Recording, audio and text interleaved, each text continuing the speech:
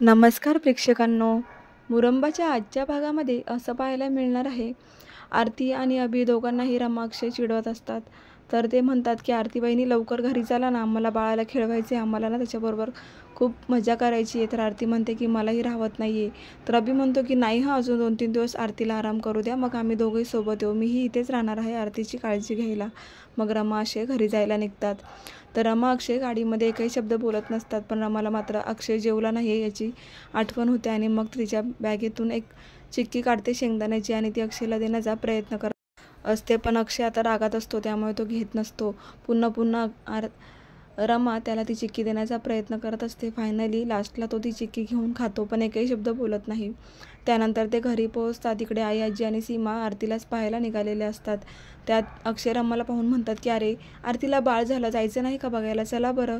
तर अक्षय रमा म्हणतात की आम्ही आत्ताच बघून आलो, तुम्ही जा. सीमा म्हणते की वा, म्हणजे आम्हाला न कळतच बघूनसुद्धा आलात बाळाला. आता इकडे आई, आजी म्हणतात की बरं केलं, फार घाई लागली होती तुम्हाला बाळ बघायची, मग कसला एवढा विचार करताय, आता तुम्ही लावा की नंबर, तुम्ही प्लॅन करा आता. आणि हसायला लागतात. त्या अक्षय रमाला चिडवत असतात.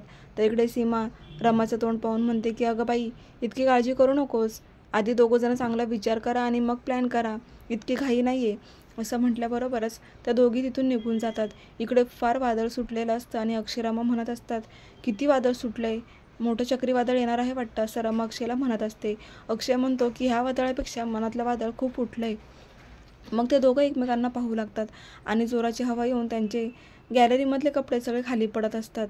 तर ते दोघंही उचलायला जातात, तर ती ओढणी रमाच्या हातामध्ये गुंतूनच बसते आणि अक्षयच्या हातामध्ये ती अडकते. ती सुटत नसते, तर रमाच्या डोक्यावरही एक ओढणी उडून पडते. आता अक्षय ती साईडला करत असतो आणि त्यानंतर रमा म्हणत असते की अक्षय, तू जर एक पाऊल पुढे टाकलं असतं तर आपल्या मनातला दुरावा निघून गेला असता. तर आता अक्षयही मनातल्या मनात म्हणत असतो की रमा, आपण एकमेकांच्या किती जवळ आहोत शरीराने, मात्र मनाने खूप दूर गेलो आपण. मग ते दोघंही आता घरात जातात.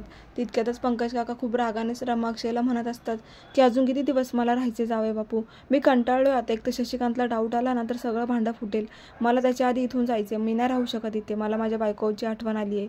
आता अक्षय रमा दोघंही म्हणत असतात की प्लीज असं करू नका काका, जर आमचे बाबा अजून बरे झालेले नाही आणि असं तुम्ही घर सोडून गेलात ना तर सगळ्यांनाच डाऊट येईल, प्लीज असं काही करू नका, आमच्या सांगण्यावरून तरी इथेच थांबा. आता पंकज काका त्यांनी खूप रिक्वेस्ट केल्यावर थांबायला तयार होतात, मात्र त्या सर्वांचं बोलणं आता अथर्वने ऐकलेलं असतं. अथर्व म्हणतो की वा, म्हणजे रमाच्या काकांना इथे लपवलं यांनी, अरे बापरे, मला तर रेवा गेली म्हणून खूप फ्री वाटत होतं की आता आराम करायला मिळेल, पण आता कसला आराम, आता पुन्हा डोक्याला चालना द्यावी लागणार आहे. ह्या काकांचं भांडण मी फोडतोच आता आणि रमा अक्षयला कसं दूर करतो तेच बघतो.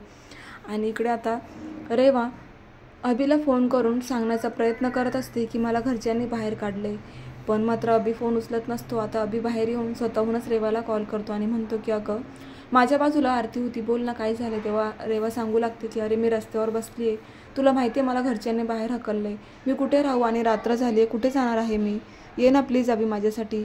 अभि म्हणतो की मी येऊ तर नाही शकत, पण मी एक दिवस घरी नव्हतो तेव्हा एवढं सगळं झालं, तुला घरच्यांनी बाहेर काढून दिलंस. तर आता रेवा म्हणत असते की हो, आणि आईला ईडीने पकडलं आहे, त्यामुळे मला तिथे परमिशन नाही आहे, तर मी कुठे जाऊ.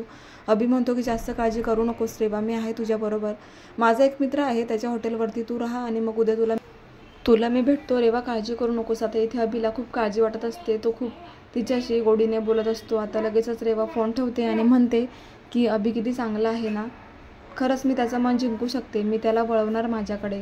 तर दुसरीकडे इकडे रमा पुन्हा आता अक्षयचं डोकं खात असते आणि म्हणते की तुम्हाला त्या परपुरुषावर खूप विश्वास आहे का, अहो जी गोष्ट मी डोळ्यांनी पाहिली त्याच्यावर तरी विश्वास ठेवा ना, किती दिवस असं चालणार आहे, तुम्हाला माहिती आहे ना. तर अक्षय म्हणतो की अगं, पण त्या रेवाने तुझ्या नवऱ्यावर किती नालायक मुलगा आहे, कसले घाणेरडे आरोप केले होते, तरी तुला रेवाची इतकी बाजू का लागते रमा, पुन्हा तू वाद घालणार आहेस का माझ्याशी, मला काहीच ऐकायचं नाही आहे रमा म्हणते की ठीक आहे, तुम्हाला माझ्यावर विश्वास दाखवायचा नाही आहे ना, मग मी नाही बोलणार तुमच्याशी. मग इकडे अथर्वने आता त्यांचं रूमचं मधलं बोलणं बाहेरून ऐकलेलं असतं. तर तो म्हणतो की वा, आता खूप मजा येणार आहे, अक्षय रमाचं भांडण होऊ देत, असंच व्हायला पाहिजे रोज. आता अथर्व तिथून असं म्हणून निघणारच असतो, तितक्यातच समोरून मयुरी येते. आता अथर्व लगेच तिला चिडवू लागतो की मयुरी, तू घरात काय करते, घरातले सर्वजण आरतीचं बाळ बघायला गेले, तुला नाही जायचं का, तुला आनंद नाही होते का. इकडे मयुरी म्हणते की आनंद झाला ना की माझी आठवण नाही, फक्त काम असलं ना की तेव्हाच मला विचारतात. अथर्व म्हणतोय, अगं मयुरी, मी तर हे पण ऐकलं की तुझं MBA झाले, तू एवढी शिकलेस, मग अशी बसून का राहतेस? मयुरी म्हणते की ह्या घरामध्ये ना खूप बिझनेसमॅन आहेत, खूप मोठा बिझनेस आहे, त्यामुळे मला बाहेर नाही पडता येत. अथर्व म्हणतो की मयुरी, असं नाही हं, तू ऑफिसच्या बिझनेसमध्ये इन्व्हॉल्व हो बरं, तुझंही प्रॉफिट आहे त्याच्यामध्ये, तुझा हक्क आहे तो, तुझा असा राईट तू क्लेम करू शकतेस आणि मग मी तुझ्या पाठीशी आहे, असं म्हणून तो आता मयुरीला आधार देत असतो. तर इकडे मयुरी खूप खुश होते अथर्ववरती आणि म्हणते की तू मला साथ देणार, मग ठीक आहे ना, आणि ती खूप खुश होऊन अथर्वचे आभार मानत असते. तर पुढे आता अथर्व मनातल्या मनात विचार करतोय की मयुरीला आपल्या जाळ्यामध्ये ओढायला पाहिजे. आता तो मयुरीला हाताशी धरून प्लॅन करणार आहे. मयुरी मात्र अथर्वचं मन जिंकलेलं आहे तिने. ती विचार करते की अथर्वसारखा मुलगा खरंच किती गुणी आणि किती हुशार आहे, हाच मला मदत करू शकतो. आणि मग आता तो मयुरीचं मन त्याने जिंकलेलं आहे. तर पुढे आता अथर्व आता मयुरीला हाताशी धरून प्लॅन करणार आहे. तर पुढील भागामध्ये रेवा आता घरच्यांना न सांगताच बाहेर निघून आलेली असते. तर अक्षय तिच्यावरती वॉच ठेवून असतो. अक्षय अथर्वला घेऊन तिच्या मागे मागे पाठलाग करत आलेले असतात. ते दोघं एकमेकांना म्हणत असतात की रमा नक्की कोणाला भेटायला जात असेल, म्हणून ते दोघंही रमाचा पाठलाग करत इथे येतात आणि समोरूनच रेवा येते. रेवा आता रमाच्या समोर बसते. आता रेवाला पाहून मात्र अक्षयला खूपच धक्का बसतो. अक्षय म्हणतो की ह्या मुलीसाठी रमा घरच्यांशी खोटं बोलून तिला भेटायला येते का? आता बघतोच. आता अथर्वने रमा अक्षयच्या जीवनामध्ये अशी ठिणगी उडवली. आता रमा अक्षयचं भांडण अजून वाढणार आहे आणि पुढे आता जबरदस्त ट्विस्ट येणार आहे. अथर्वचा प्लॅन सक्सेस होईल का, हेच आपल्याला पाहायचं आहे. तर पाहत रहा मुरंबा.